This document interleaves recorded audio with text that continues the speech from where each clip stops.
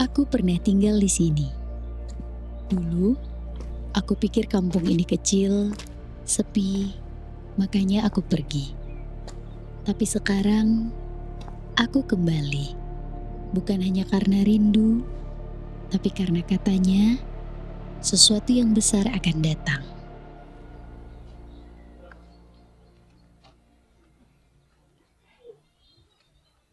Bapak, saya dengar-dengar kampung mulai ramai nih, Kak. Iya, ramai bukan karena tamu, ramai karena kabar. Tanah ini mau dibor untuk listrik dari dalam tanah, panas bumi. Kami dengar-dengar saja, ya, tapi kami belum mengerti. Kalau begitu saya permisi dulu, Bapak. Mari.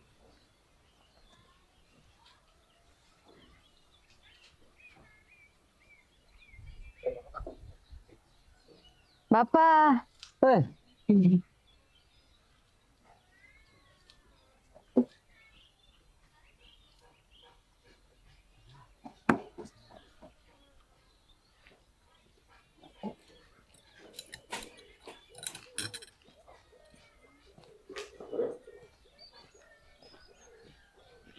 Mama.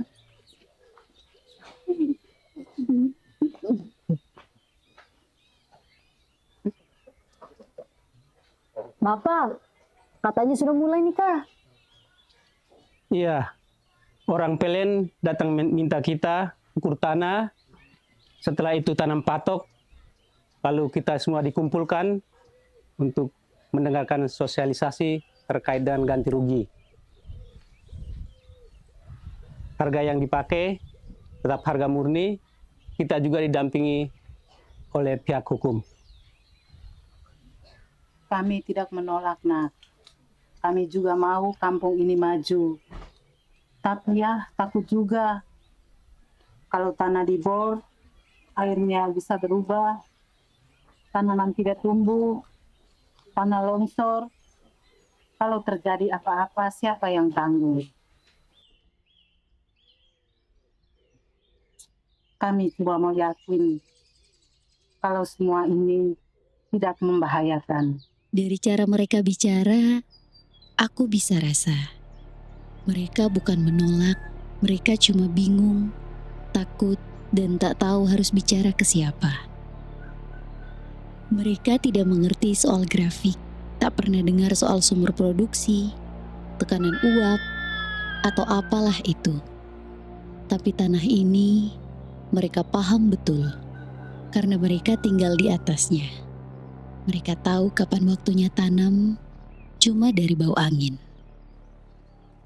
Sekarang, kalau tanah ini dibongkar, masih bisakah mereka membaca tanda-tanda itu? Apa udara tetap dingin, air tetap mengalir, atau semuanya berubah begitu saja?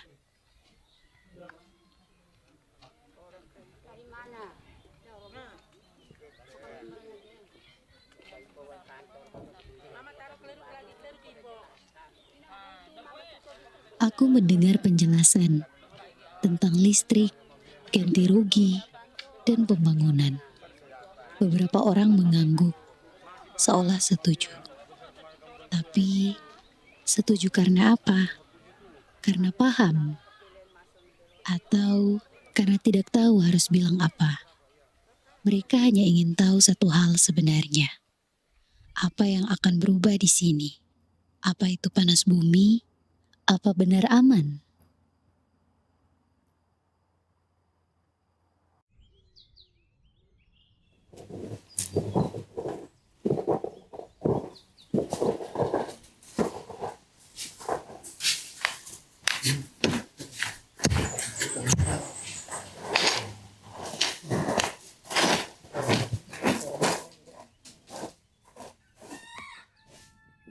Kakak, ini tanah nih nanti mau buat apa? Katanya dibuat sumur bor PLTP, kakak. Tapi kami juga belum paham. Kira-kira caranya bagaimana? Apakah nanti kami punya lokasi tanah atau kami punya kebun itu terganggu atau tidak? Kami juga belum tahu.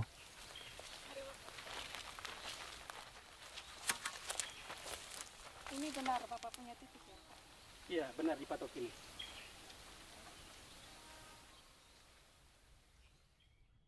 Kemampuan kapasitas tenaga ini kan mencapai 10 megawatt dan kebutuhan kita di Lembata ini sekitar 7. Jadi masih tersisa sekitar 3 ini. Nah, ini sebenarnya sangat mendukung juga visi misi selain menerangi jalan ya toh, untuk kebutuhan kemasyarakatan dan juga ekonomi.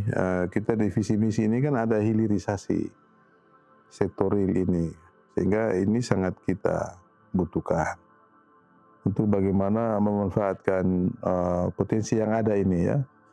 Jadi masyarakat bisa menggunakan tenaga ini ya, listrik ini untuk kepentingan ekonominya ya, UMKM di rumah tangga ya, industri dan lain-lain. Hilirisasi sektor real di visi misi kami ini kan ingin membangun pabrik pakan ternak, ingin membangun industri es, ya, ingin membangun industri pengolahan pangan lokal kita. Ini kan membutuhkan energi, membutuhkan listrik, ya toh. Nah, kalau ini berjalan, saya juga yakin pasti investor banyak yang akan hadir di Lembata ini. Dan ini juga secara dunia nasional bahwa pemanasan global kita sudah bisa tekan. Di dunia ini sekarang lagi bicara soal emisi ya. Nah, ini kalau Lembata punya ada ini kan bagus. Ya kita tetap mendorong, mendukung, dan saya mengajak supaya masyarakat ini tidak terprovokasi ya, melihat nilai positifnya terhadap kehadiran geotermal di Kabupaten Lembata ini. Pak Bupati bicara dengan tenang. Aku rasa ia sungguh percaya dengan niat baik dari proyek ini. Tapi bagi kami, tanah bukan cuma tempat berpijak. Tanah ini warisan. Harapan kami terhadap proses pembangunan geotermal di Lembata, itu pihak PLN dalam melakukan sosialisasi menjadikan masyarakat itu sebagai subjek. Artinya, mereka harus mendengar keluhan-keluhan, masukan-masukan dari masyarakat, agar dalam proses nanti tidak terjadi penolakan dari masyarakat. Harapan kami ketika proses ini sudah berjalan dan pembangunan sudah mulai dilakukan, maka pihak PLN juga harus menentukan pihak ketiga yang mengerjakan itu benar-benar profesional. Sehingga apa yang dikhawatirkan, yang dikucilkan selama ini, itu bisa tidak terjawab, tidak terbukti, yang akhirnya Lembata juga bisa jadi contoh untuk pembangunan energi terbaru dan terbarukan bagi daerah-daerah lain yang kemudian akan membangun ini. Masyarakat di sini bukan penonton. Mereka pemilik tanah. Mereka tidak ingin diberi penjelasan. Mereka ingin ruang untuk bertanya, untuk dimengerti, untuk didengar. Karena bicara saja tidak cukup. Mereka butuh bukti bahwa semua ini dijalankan secara jujur, terbuka, dan bisa dipercaya. Kami memastikan bahwa proyek ini tidak berada dalam kawasan hutan lindung. Kemudian yang berikut, sebagian tanah yang masuk dalam kegiatan ini adalah tanah milik masyarakat. Semuanya rata-rata sudah bersertifikat. Kami turun langsung ke lapangan. Pilar-pilarnya juga terpasang, dibuktikan dengan dokumen pendukung yang disampaikan kepada kami. Dan apabila di lapangan terdapat masalah, baik itu terkait dengan kepemilikan maupun batas-batas yang belum jelas, kami langsung selesaikan, dan dalam kegiatan ini didampingi oleh kepala desa, tokoh adat, tokoh masyarakat, dan semua masyarakat pemilik tanah yang ada di situ.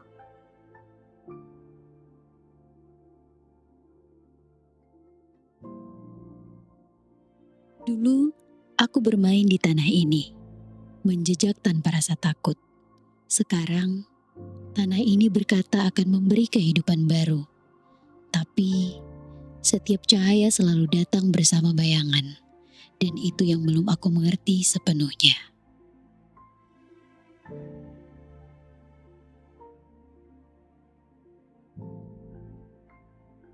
Mereka bilang bumi akan menyala dari dalam.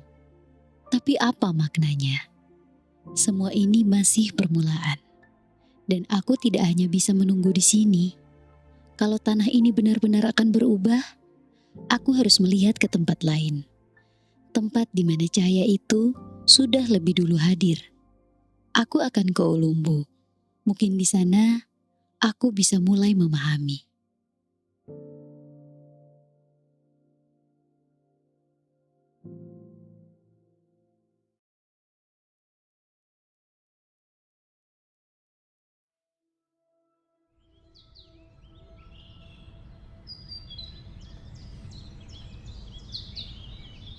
Mereka bilang bahwa di sini terang tak pernah padam.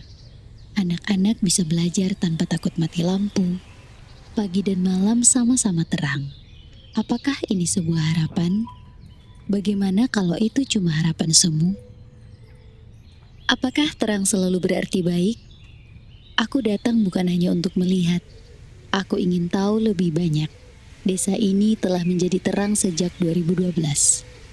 Warung buka sampai malam. Masyarakat berkumpul di bawah cahaya dan orang mulai percaya. Tapi apakah hati mereka ikut terang?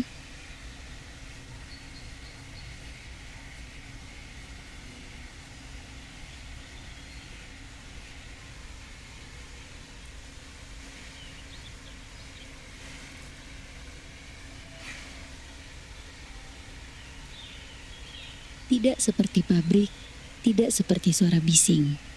Dia berbisik dari dalam tanah.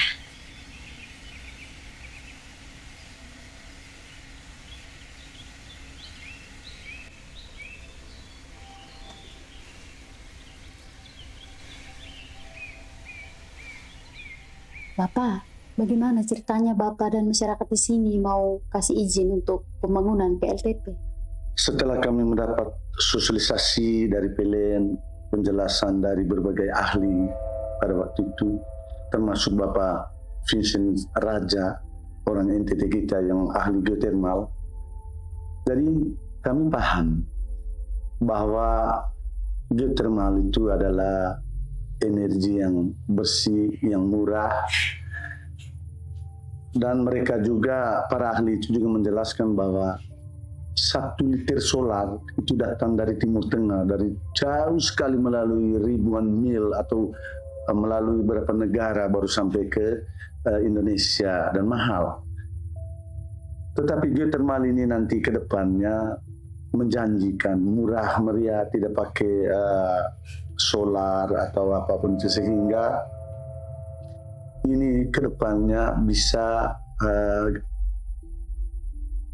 meningkatkan kehidupan atau memakmurkan rakyat sekitar sini.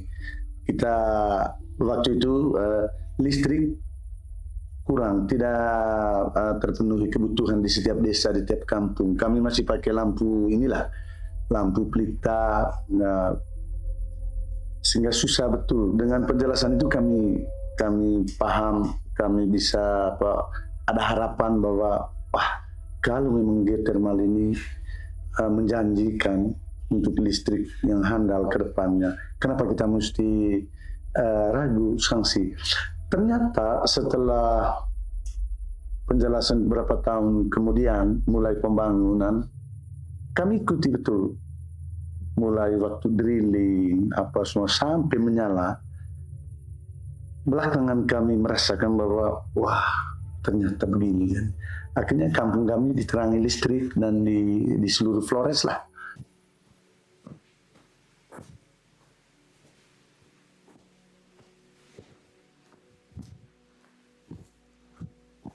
Sejak dengar ada isu mau dibangun pembangkit listrik Ulumbu, saya sudah punya niat dan berkeinginan kalau nanti misalnya selesai kuliah bisa bekerja di Ulumbu. Dan puji Tuhannya saat ada lowongan di Ulumbu, saya coba melamar dan diterima. Nah, jadi sejak 2015 itu sudah masuk bekerja di Ulumbu, dan sebagai orang Manggarai sini tentu merasa bangga sekali. Bangga bisa kerja di Ulumbu karena selain bisa menghidupi keluarga, juga tidak perlu mencari susah-susah mencari kerja di luar Manggarai. Karena banyak teman-teman baik itu sekarang maupun dahulu yang rata-rata kuliahnya teknik, nah itu kerjanya di luar Manggarai. Jadi kami yang kerja di Ulumbu sini tentu merasa senang sekali. Juga karena bagusnya kerja di Ulumbu, kita juga ikut ya adalah kontribusi karena ikut membantu bekerja di Ulumbu, karena listrik dari Ulumbu ini sendiri itu bisa memenuhi kebutuhan listrik orang-orang Manggarai pada umumnya. Nama saya Sulastri Fiana Novamot, biasa dipanggil Nova. Saya alumni dari Politeknik Pertanian Negeri Kupang, jurusan Manajemen Penyuluhan Pertanian Lahan Kering. Asal saya dari Lungar, Pocoleok. Saya tamatan tahun 2022. Setelah tamat, saya pulang ke kampung. Terus sampai di kampung, saya mau bikin usaha sendiri. Tapi saya kekurangan modal untuk menanam hortikultura.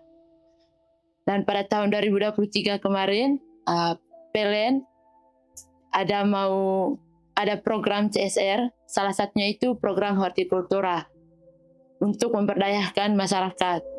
Dan di situ PLN membutuhkan pendampingan untuk kelompok-kelompok yang dibentuk oleh PT PLN. Jadi setelah adanya program CSR ini, masyarakat lokal bisa mengubah lahan tidurnya menjadi lahan yang produktif, lahan yang bisa menghasilkan penghasilan tambahan mereka. Di mana sebelum mereka membudidayakan hortikultura ini, masyarakat lokal hanya panennya itu tunggu tanaman tahunan. Sedangkan kehadiran listrik ini juga untuk geotermal yang di sana ini untuk segala penjualan kami, warung-warung kami juga kebanyakan yang laku. Kemudian fasilitas juga yang kami inginkan di sini juga, PLN juga yang datang servis di sana juga untuk memajukan masyarakat di sini. Di sini, masa depan muncul dari hal sederhana, anak sekolah dan kios kecil. Tapi, dampaknya jauh melebihi mata kita. Mereka tidak minta banyak, cuma ingin tahu apakah hidup mereka akan menjadi lebih baik. Sekarang jawabannya bukan hanya dari janji-janji, tapi nyata.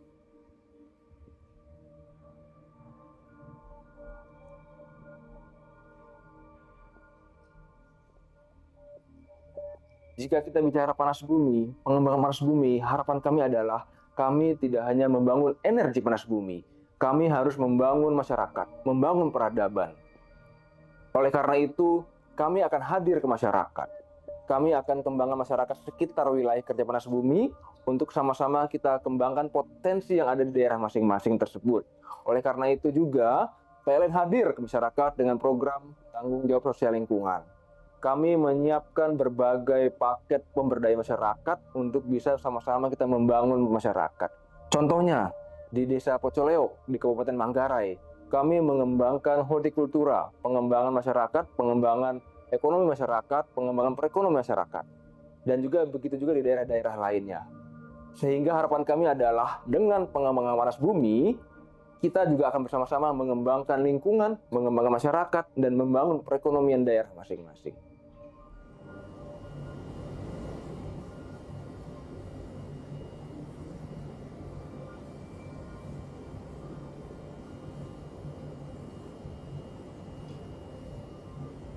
Panas bumi bukan api.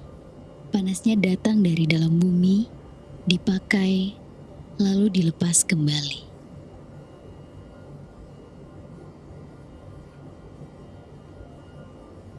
Mereka belajar, mereka tertawa.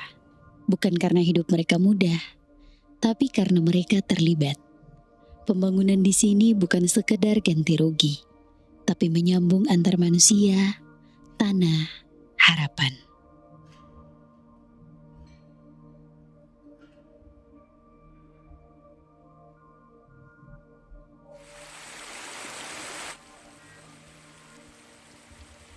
Semua terlihat tenang. Rumah kecil, jalan, ayam pulang ke kandang, dan uap itu terus mengalir diam. Aku bertanya dalam hati, kalau terang bisa tumbuh setenang ini, bisakah itu tumbuh di tempat lain? Tapi aku tahu, tidak semua terang bersinar serupa. Jika Ulumbu adalah harapan, aku mau tahu bagaimana rasanya di tempat yang terang belum datang.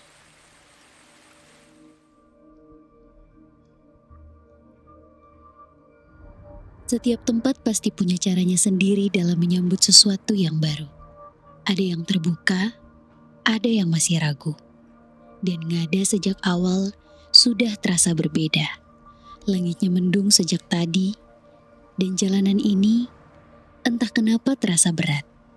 Di tempat ini, proyek panas bumi belum benar-benar berjalan. Cerita tentang dampak proyek itu menyebar begitu cepat. Meski tak ada penjelasan resmi, katanya sumur bisa mengering, tanah bisa retak, udara bisa berubah jadi panas. Ada juga yang bilang bisa longsor kalau uapnya bocor. Tapi yang pasti, semua itu belum terbukti dan belum ada yang betul-betul menjelaskan. Jadinya, orang-orang lebih percaya pada cerita yang beredar. Dan dalam sunyi yang panjang, kekhawatiran pun tumbuh liar. Aku datang ke sini bukan untuk menyalahkan siapa-siapa. Aku cuma ingin tahu kenapa terang yang dijanjikan itu belum juga sampai. Dan mungkin apa yang membuat tempat ini memilih diam.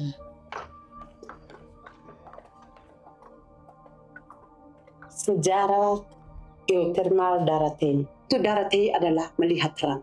Dan pada hari ini harapan kami melihat terang itu adalah terang listrik yang sekarang lagi dibangun di Daratei. Luar biasa, kami bangga bahwa Tuhan itu sungguh memberikan kami anugerah yang besar.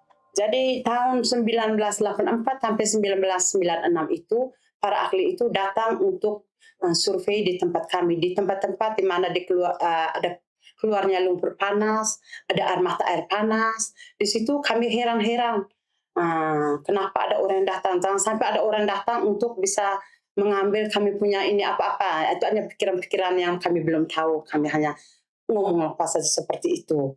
Jadi ketika per hari ini mulai adanya melakukan tentang pengerjaan geotermal itu baru kami paham. Kami bangga bahwa dari kami menghasilkan itu misalnya listrik. Kami bangga supaya bisa memberikan kepada daerah-daerah lain yang tidak memiliki panas bumi itu. Karena kami tahu bahwa panas bumi itu kan kami dari awal itu sudah diberi sosialisasi oleh orang-orang pemerintah, oleh dinas-dinas terkait dari lingkungan hidup. Sudah banyak datang untuk menjelaskan bahwa proyek geotermal ini proyek yang ramah lingkungan. Karena dia diambil dari uap airnya saja, bukan lumpurnya, bukan gasnya, tapi uap airnya. Di situ dia dikatakan setara dengan energi hijau. Jadi di situ kami masyarakat kecil ini kami paham bahwa ini tidak mungkin merusak lingkungan.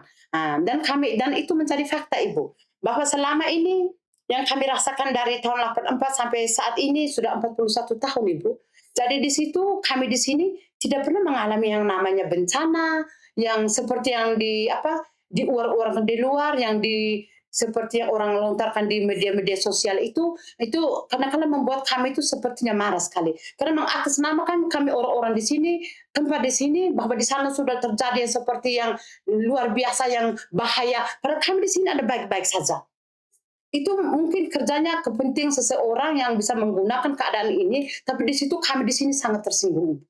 Jadi kami tidak mau seperti itu. Di sini kami warga masyarakat, kami punya tekad, kami juga punya kewajiban untuk menyampaikan bahwa kami di sini sampai hari ini, bahwa kami itu masih seperti biasa, seperti kami masih bersahabat dengan alam, kami masih seperti biasa-biasa saja. Bahkan ada hal positif yang kami terima. Karena ketika dahulu kala belum melakukan pengeboran itu banyak sekali kebun-kebun di sekitaran itu mata air panas tidak bisa digunakan. Lahan-lahan itu tumbuh dengan yang namanya geysir, itu lumpur-lumpur panas di mana-mana itu. Jadi tumbuhnya mata air panas secara liar di mana-mana di kebun-kebun warga. Jadi itu tanah juga tandus. tidak bisa ditumbuhi tumbuhan.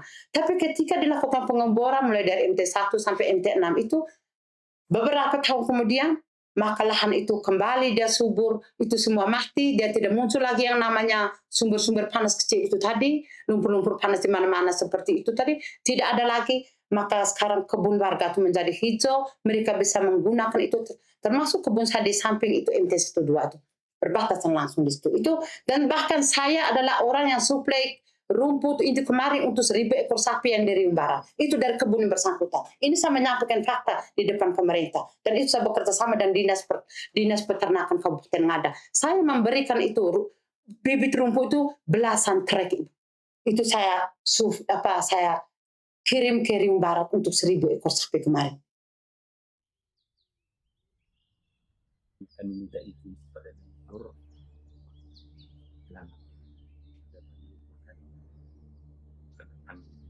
Sudah ada tim surveinya. Tim survei pemerintah bersama PLN turun survei di mana titik-titik lokasi yang ada titik panasnya yang bisa diambil untuk geotermal ini itu waktu awal disurvei, setelah itu dihitung ganti rugi tanahnya, baik ganti rugi tanahnya dan ganti rugi tanaman di atas tanah. Itu sudah selesai semua. Di mana titik-titik lokasi yang digunakan sekarang itu sudah selesai. Harga tanahnya, harga tanaman, baik di kebun maupun pelebaran jalan, di mana jalan yang masuk ke titik geotermal itu sudah ada dibiayai pemerintah, dibiayai PLN. Dan saya tahu bahwa pelepasan tanah itu di desa ini kami sudah buat secara adat. Pelepasan tanah secara budaya, tidak secara agraria. Secara budaya, kita sudah keluarkan batu dari setiap rumah adatnya mereka, lalu ditaruh di kantor desa ini, lalu kita bikin satu seremoni adat, dan waktu itu PLN ada berikan babi untuk kita bikin seremoni. Setelah itu kita sama-sama dengan tuan tanah semuanya itu dari setiap suku kita turun ke lokasi untuk bikin peletakan batu di sudut-sudut tanah itu yang dibutuhkan geotermal. Saya sebagai seorang warga Pocoleok pada saat itu ya awalnya tidak terlalu hirau dengan kegiatan-kegiatan yang ada di Pocoleok. Tetapi begitu ada satu kegiatan, karena ada mulai muncul pro kontra pada tahun 2022 itu ada kegiatan Tabe Gendang. Tabe Gendang itu teman-teman dari PLN waktu itu mengunjungi semua gendang-gendang yang ada di daerah Pocoleok. Saya juga tidak tahu apa tujuannya. Lalu saudara-saudara saya undang saya untuk menghadirkan itu kegiatan di daerah di gendang kami di Rebang. Saya tanya, saya tidak akan ikut sesuatu kegiatan kalau tidak tahu apa tujuannya. Lalu seperti itu apa itu pembangunan geotermal yang ada di Pocoleok itu. Terus mereka bilang, ya kita dengar. Kalau saya cuma dengar saja, saya tidak tahu isinya. Jangan saya tidak mau kalau satu ketika kita dipaksa untuk mengikuti saja. Itulah dasar kami mulai berpikir tentang pembangunan geotermal di Pocoleok. Lalu saya sebagai warga Pocoleok, saya tertarik apa sebenarnya yang terjadi di Pocoleok. Lalu kebetulan teman saya, Pak sebagai asisten 2 waktu itu, Pak Yosef Mantara, mengundang saya untuk diskusi tentang, kebetulan saya sebagai orang Pocoleok, diskusi tentang situasi di sana. Lalu kami coba diskusi. Tapi saya katakan sama beliau, diskusi tentang geotermal, kalau saya tidak mengerti apa tujuannya, apa manfaatnya, dan bagaimana untuk masyarakat yang di sana, saya tidak akan mau. Sekarang saya membantu di proyek pengembangan panas bumi di Ulumbu dan di Mataloko. Ini dua-duanya ada di Pulau Flores.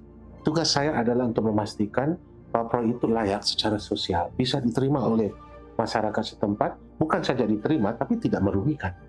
bisa bagaimana caranya untuk itu bisa meningkatkan kesejahteraan dan taraf hidup masyarakat setempat. Nah, sebenarnya tugas dari kami adalah untuk membela, menjaga kepentingan masyarakat supaya jangan sampai menjadi korban pembangunan. Sebenarnya begitu. Ya. Nah, itu sebenarnya kami selalu berpihak kepada masyarakat. Kalau social safeguard sangat berpihak kepada masyarakat, kepentingan masyarakat. Nah, ini yang disayangkan karena kami kadang-kadang kerja di proyek ini. Saya waktu bertugas dan ke lapangan, kalau di Mataloko saya lihat bisa itu masyarakat yang awal-awalnya menolak, ya dengan apapun alasannya, kalau mendengar sanggup berdialog dengan kami, mereka menjadi yakin bahwa kami itu hadir di sana untuk menjaga kepentingan mereka. Tetapi kalau sekarang saya kembalikan ke konteks di Ulumbu di sini ya, di Ulumbu di sini memang ada pro kontranya. Dan di pro kontranya ada sesuatu yang sangat aneh. Orang yang kontra sebenarnya mereka langsung boykot proyek, tidak mau, langsung menolak. Dan kalau kami mengajak dia untuk ikut sosialisasi, ikut dialog, ikut konsultasi, mereka tidak mau. Mereka hanya bilang, pokoknya kami menolak. Lalu mereka tidak mau menambah wawasan mereka, tidak mau mengerti lebih dari itu. Nah, ini menjadi satu tantangan yang sangat berat untuk kami. Kalau kami tidak bisa tembus barrier itu yang mereka tutup diri, kami belum berhasil untuk masuk untuk memberi penjelasan-penjelasan, pencerahan-pencerahan, sehingga kami belum bisa meyakinkan mereka bahwa sesungguhnya kami hadir di sini untuk menjaga kepentingan mereka. Tapi kalau kami tidak bisa melakukan dialog dengan mereka untuk cari tahu sesungguhnya apa masalahnya, apa yang dikhawatirkan, apa yang diragukan, bagaimana cara kita mau membantu. Saya datang di sini bukan sebagai pendukung, juga bukan sebagai penolak. Tapi saya hanya mau tahu apa sebab dengan geotermal kita jadi tercerai-berai, pecah belah kehidupan persaudaraan kita. Pada pihak yang pada saat itu mulai kontra, mereka bilang ya kami pokoknya tolak. Dan pada teman-teman yang mendukung, mereka melihat mungkin karena ada sosialisasi yang sudah diberikan oleh Pak Dedis, mereka dengan teman-teman dari PLN, mereka sudah memahami bahwa ada tujuan baik untuk mereka. Dan saat itulah saya bergabung dengan teman-teman karena saya dapat cukup banyak informasi. Saya bergabung dengan teman-teman di geotermal. Dan saya coba untuk bersama mereka mengajak saudara-saudara kami yang ada di Repocoleok yang masih belum menemukan apa tujuan pembangunan geotermal di sana. Lalu yang menjadi soal adalah teman-teman yang sudah terpengaruh dengan kontra itu tidak mau mendengar, itu jadi masalah. Saya sebagai orang asli di sana coba mendatangi, keluarga saya sendiri pun saya coba datangi. Terus mereka bilang, ya kamu sudah kelompok dan mereka. Tapi saya jelaskan bahwa Pak Denis mereka datang ke sini untuk membela kalian, menjembatani kebutuhan kalian. Terus ada namanya Pak Yandro untuk bagaimana menjaga budaya kita sehingga dalam kegiatan-kegiatan pembangunan ini tidak mengganggu kegiatan aktivitas budaya kita. Jadi kita sudah berupaya, namun itulah keadaan masyarakat. Informasi-informasi di media sosial ini yang membuat mereka ya terima bulat-bulat saja apa yang mereka dengar. Sehingga saya harapkan bagi teman-teman kami yang ada, teman-teman yang ada di Pocoleok ini, janganlah kita mendengar sepihak dari satu orang saja. Carilah banyak-banyak informasi, karena tujuan kita membangun daerah. Dan Pocoleok butuh pembangunan. Dulu kupikir selama niatnya baik, semuanya akan lancar.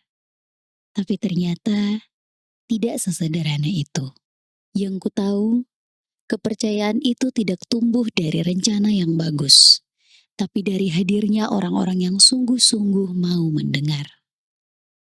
Tidak seperti yang isi-isi yang di luar sana yang bilang di sini yang tidak bisa menghasilkan atau lumpur yang muncul di mana-mana, itu yang mereka pendapat mereka atau suaranya mereka yang mungkin punya kepentingan, tapi untuk masyarakat sekitar kami berani mengatakan bahwa itu tidak benar. Bagi saya karena memang saya ini orang susah yang dulu memang hidup sangat susah. Dan dengan kehadiran geotermal ini, anak saya dipekerjakan sehingga saya bisa punya rumah seperti yang lain. Kalau dulu memang saya tinggal di pondok yang itu kebun saya berdampingan langsung dengan, sangat merasa itu karena memang dulu saya pakai rumah bambu. Rumah bambu, karena dengan adanya semburan belerang, di mana itu juga ada, ada rumput-rumput kecil sempat tumbuh di mana atap itu. Tapi mungkin berkat kuasa Tuhan lewat orang-orang itu geologi Bandung hadir dan rekrut saya untuk masak di situ sehingga anak saya bisa kerja sekarang dan saya bisa menikmati itu. Dan hidup saya juga bisa berubah sama seperti rumah saya juga, bukan bilang bagus tapi sudah seperti mama ini punya rumah ini. Itu memang kesaksian hidup saya soal geotermal ini.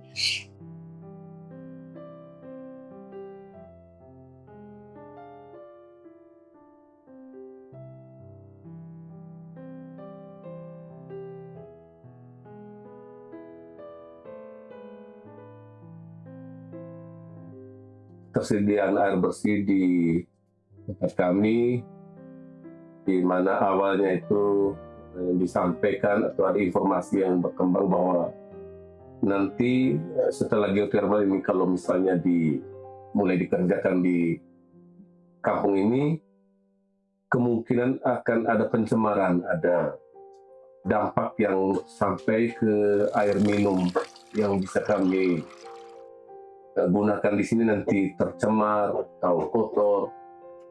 Memang di awalnya saya juga termasuk ke orang yang memang ragu-ragu di awal itu. Kita juga takut jangan sampai air yang mau kami pakai, mau kami konsumsi itu nanti tercemar. Tetapi dalam perjalanan sampai saat ini tidak ada perubahan apapun. Air yang kami pakai tetap bersih. Memang kalau kotor itu kalau pas hujan deras ya mungkin airnya agak sedikit tidak jernih. Tetapi selebihnya kalau cerah begini air biasa saja, kami rasa bersih seperti biasanya dari dulu. Ubi tanam tapi tidak menghasilkan. Tapi setelah dengan panas bumi muncul dan melakukan bor, sehingga semua itu tuh hilang. Dan kami di lahan saya itu sudah saya tanam pisang, jadi sekarang sudah jadi kebun mahoni. Mahoni yang sekarang sudah 1 teluk itu. Kami itu sempat diisukan bahwa kami ini orang yang gagal dalam beriman, gagal dalam beragama hanya karena terima itu geotermal, tapi kami menyatakan di sini kami orang tergagal. Justru kami yang orang-orang yang sudah direncanakan oleh Tuhan bahwa suatu saat nanti, walaupun bukan generasi yang saat ini harus menikmati, tapi anak cucu kami nanti pasti akan menikmati semua itu.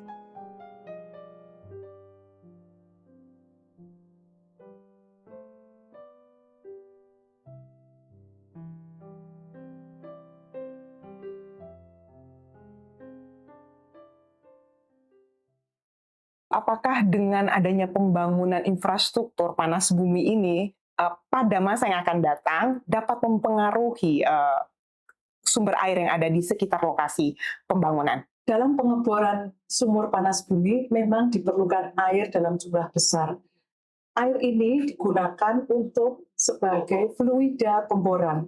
Misalnya saja diolah bersama dengan bahan lain menjadi lumpur pemboran.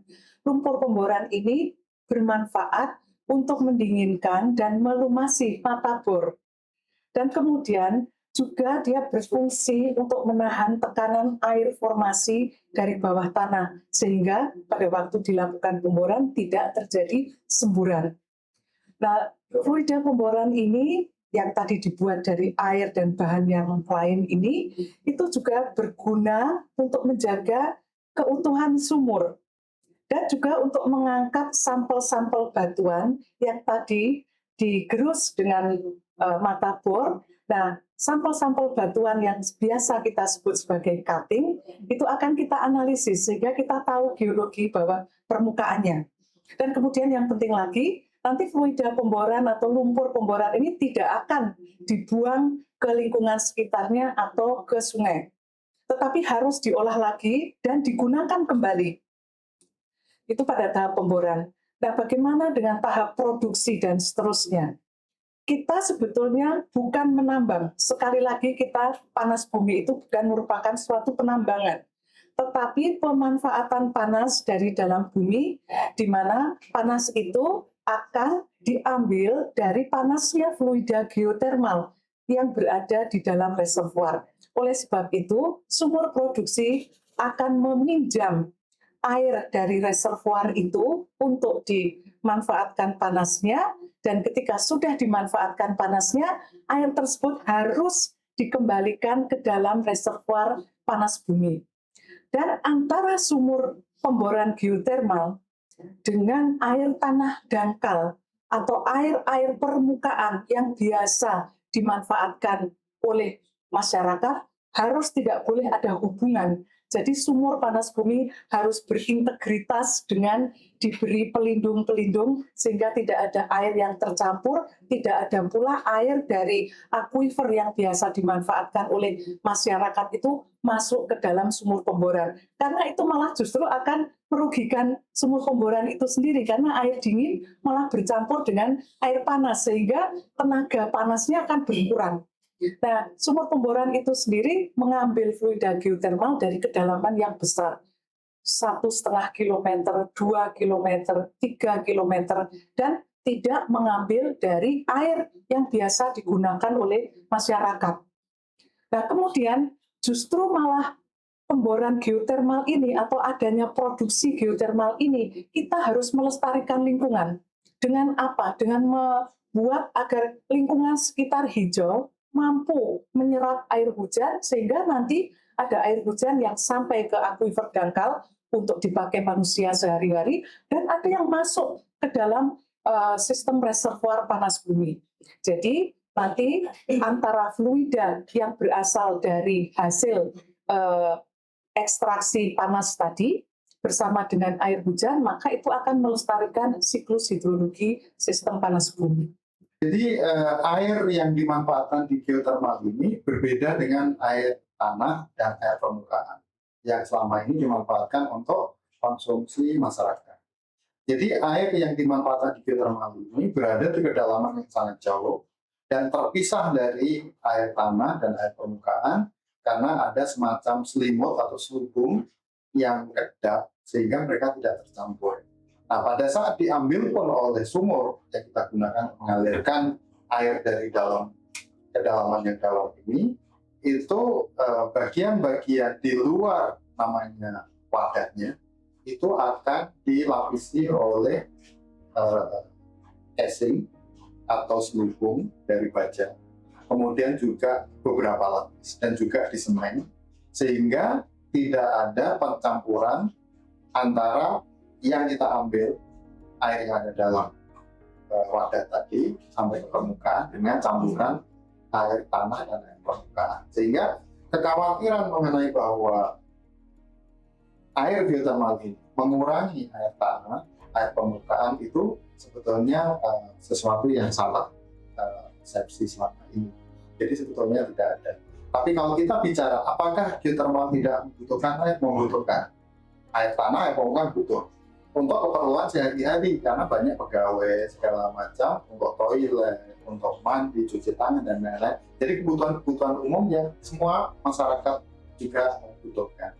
Tapi kalau dari sisi bahwa air yang dimanfaatkan itu adalah juga yang diproduksikan untuk geotermal, itu sebetulnya salah mengerti. Kita tahu bersama bahwa panas bumi merupakan energi yang bersih, energi yang berasal dari bumi, bagian dari energi bersih baru dan terbarukan. Sehingga ini mampu mengurangi target dekarbonisasi dari sisi nasional.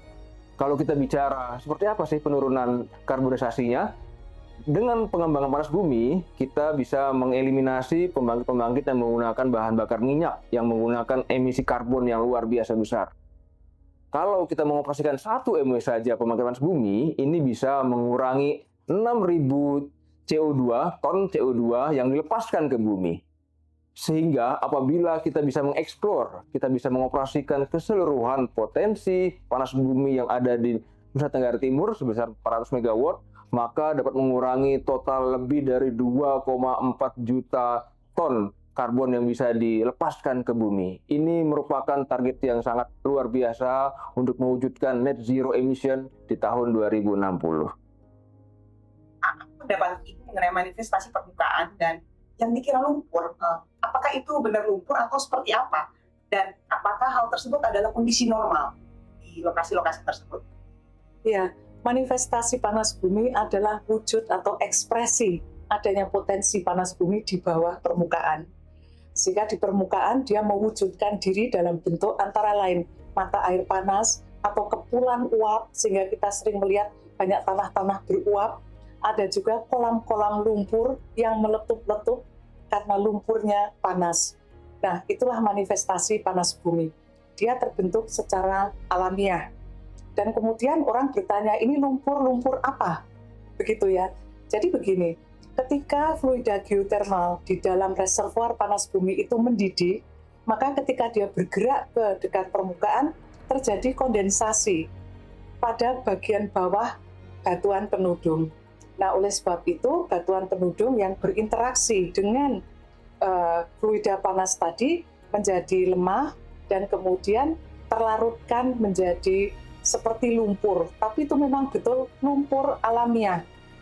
Dan dia hanya terbatas pada area-area manifestasi dan ekstensinya ke bawah permukaan pun sangat kecil.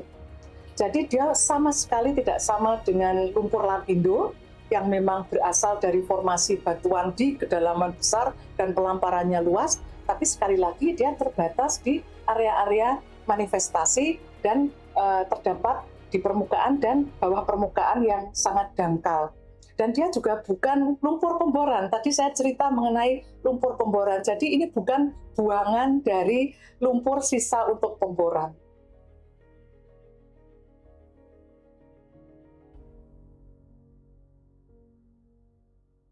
Sesuai dengan awas oleh pemerintah, kenapa harus geotermal panas bumi? Sebenarnya tidak harus panas bumi. Jadi energi terbarukan itu kan kita Indonesia punya sumber yang cukup banyak. Yang paling besar sebetulnya hidro, kemudian surya tentu. Jadi panas bumi adalah salah satunya. Energi-energi yang lain seperti angin, kemudian juga energi bio, semuanya akan dimanfaatkan. Cuma kalau kita bicara untuk keperluan listrik, ini kan dibutuhkan untuk yang bisa bertahan konsisten selama 24 jam dalam 1 hari, full 1 tahun sebagai pendukung kebutuhan dasar yang karakternya sangat sesuai itu geotermal.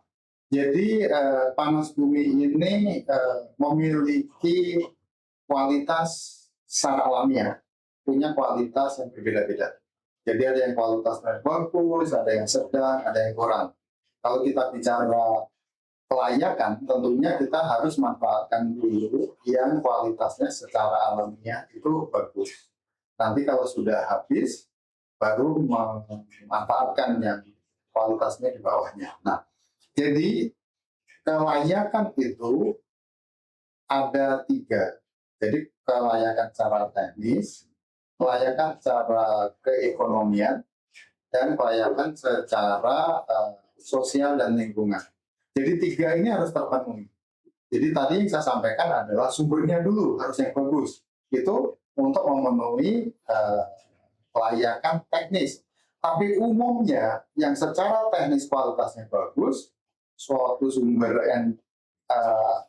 energi alam itu kalau kualitasnya bagus, maka secara keekonomian biasanya bagus.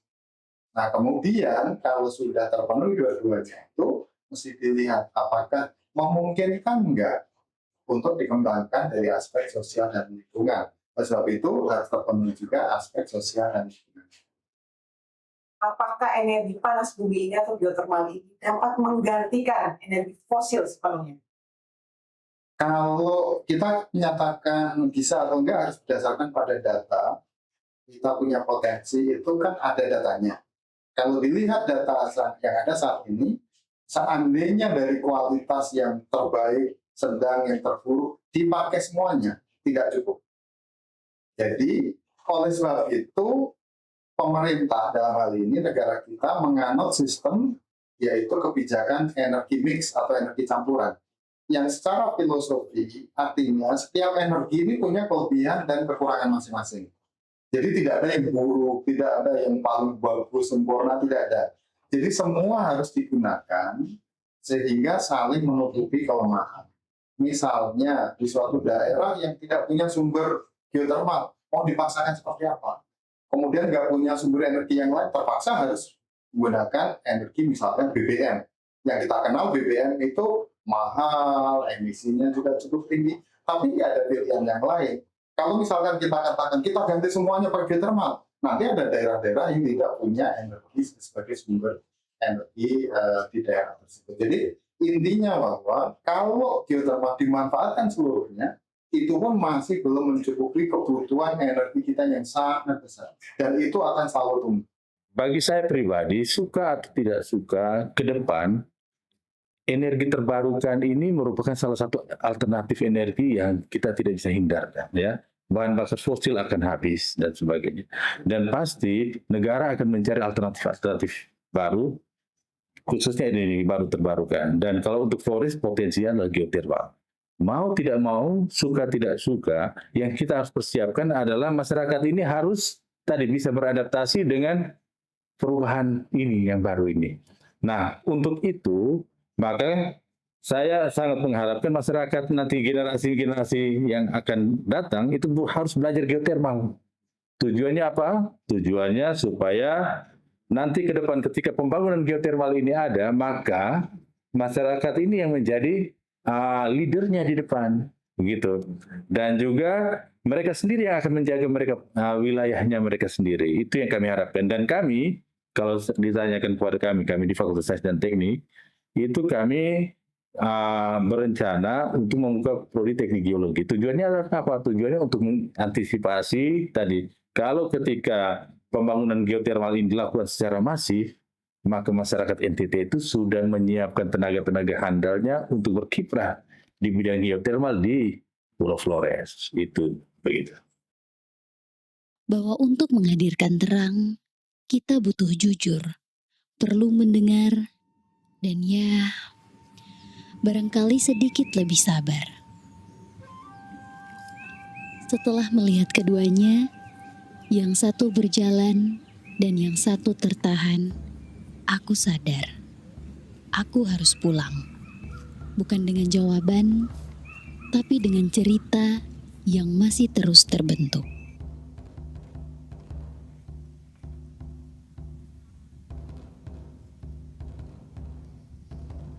Dari Ulumbu, aku melihat harapan yang tumbuh, meski sempat layu.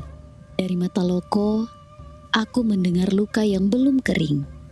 Dan sekarang, di Atadei, aku pulang dengan kepala penuh pertanyaan yang belum sempat dijawab.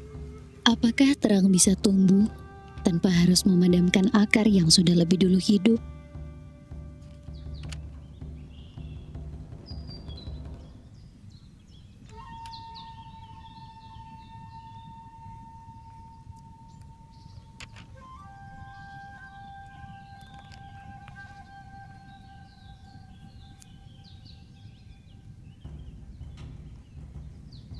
Aku pikir yang dibutuhkan hanya teknologi, lahan, dan dana.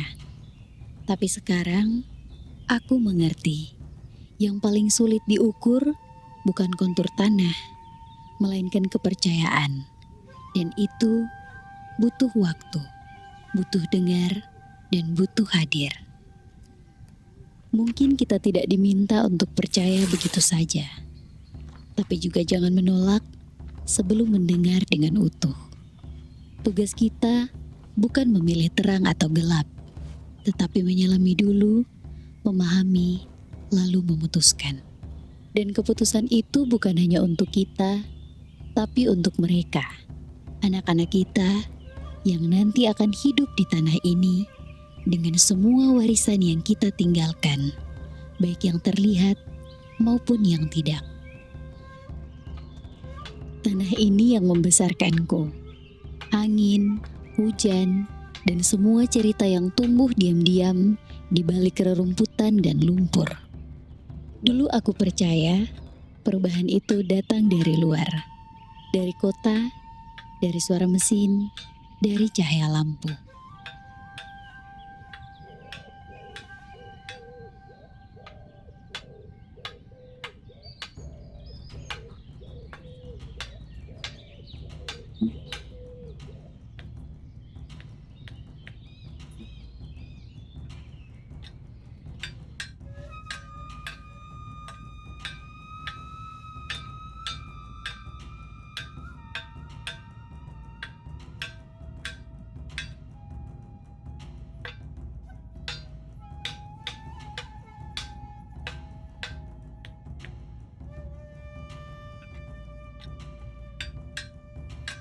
Tapi bisa jadi perubahan justru perlu kita mulai dari dalam. Dari cara kita lihat tanah ini dan bagaimana kita saling pandang satu sama lain.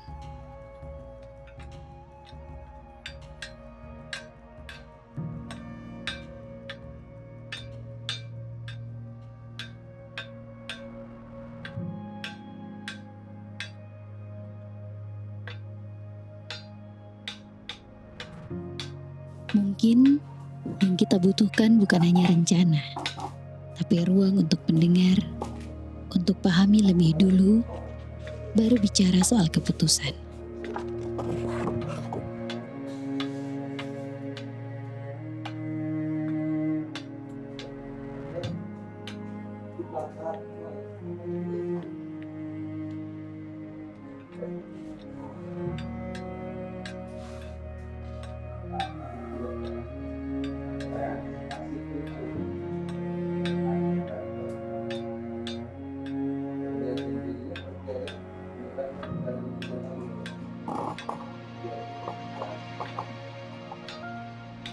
Energi itu ya bukan cuma soal listrik, tapi soal bagaimana caranya kita melangkah ke depan tanpa benar-benar meninggalkan apa yang selama ini sudah jadi bagian dari hidup kita sehari-hari. Kalau dipikir, mestinya teknologi dan tradisi itu bisa jalan bareng, bukan?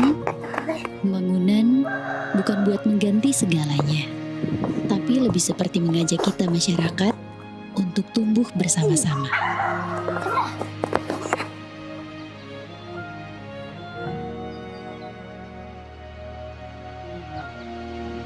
Pembangunan pasti akan mengubah banyak hal. Alam bisa berubah, tapi jangan sampai kita juga berubah jadi asing.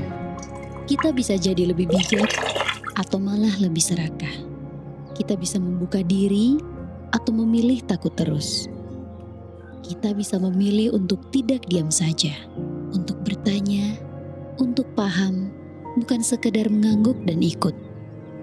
Energi bukan cuma soal membangunnya, tapi siapa yang dibangun dan siapa yang nanti akan tinggal di dalamnya.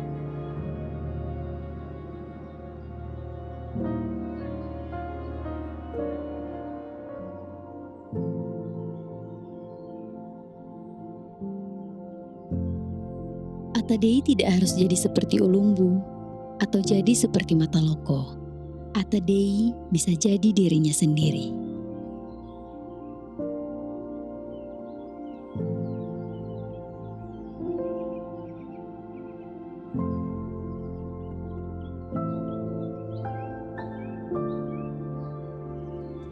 Tapi hanya kalau kita mau mendengar, dengarkan baik-baik tanpa terburu-buru, dengan hati yang masih mau merasa.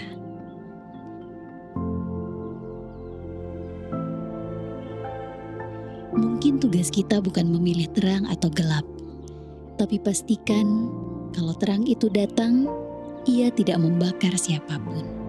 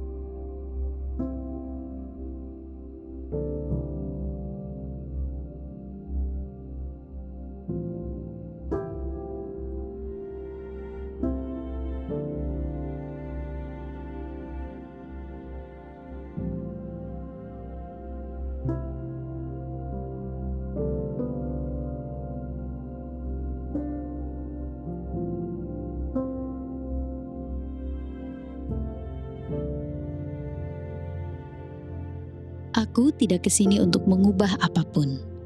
Tidak juga untuk jadi penyambung lidah siapa-siapa. Aku cuma mau dengar, karena kadang suara paling penting adalah suara yang tidak pernah diberi ruang. Hari ini mereka bicara, dan untuk pertama kalinya, sepertinya mereka benar-benar didengar. Membangun kepercayaan itu tidak hanya dari sekali duduk seperti ini. Kami hadir langsung, Pak, ke masyarakat. Tujuannya agar masyarakat juga bisa bicara. Kita jalin silaturahmi, kita jalin pertemuan terus-menerus dan berlangsung seperti ini. Kami pastikan juga, dalam proses proyek ini, kita jaga transparansinya, Pak. Bahkan, jika masyarakat ada yang tidak setuju, itu sah saja untuk disampaikan. Karena setiap langkah dalam proyek ini, kita catat, kita gunakan data, Bapak. Kita bisa klarifikasi ke depannya. Ini bukan hanya tentang listrik, Bapak Ibu. Tapi ini tentang jalan, tentang pendidikan, tentang air bersih. Gerakan sebuah evolusi nyata yang ada di kehidupan kita sehari-hari. Kami sadar, tidak ada yang sempurna. Maka itu, kami mengajak masyarakat untuk melangkah bersama.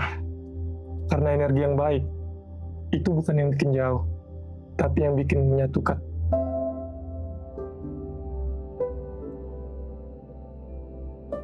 Dulu, saya masih sekolah, masih SMA.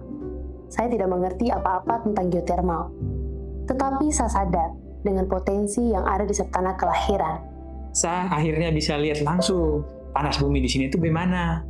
Kadang, orang pikir ini cuma tiang, kabel, dan mesin. Padahal, ya ini kesempatan.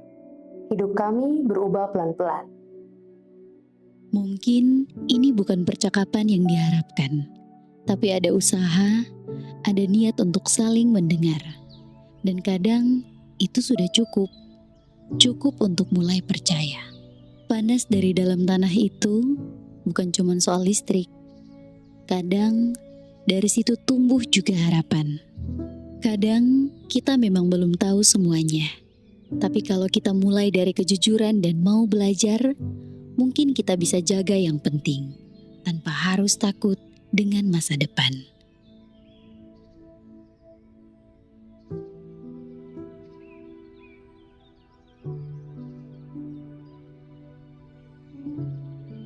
Masa depan itu bukan cuma soal terang atau gelap, tapi soal bagaimana terang itu datang tanpa membakar akar yang sudah lama tumbuh. Atadei bukan tentang setuju atau menolak, tapi tentang bertumbuh bersama tanah ini, bersama orang-orangnya. Dan mungkin saja terang itu belum sempurna, tapi mulai terlihat.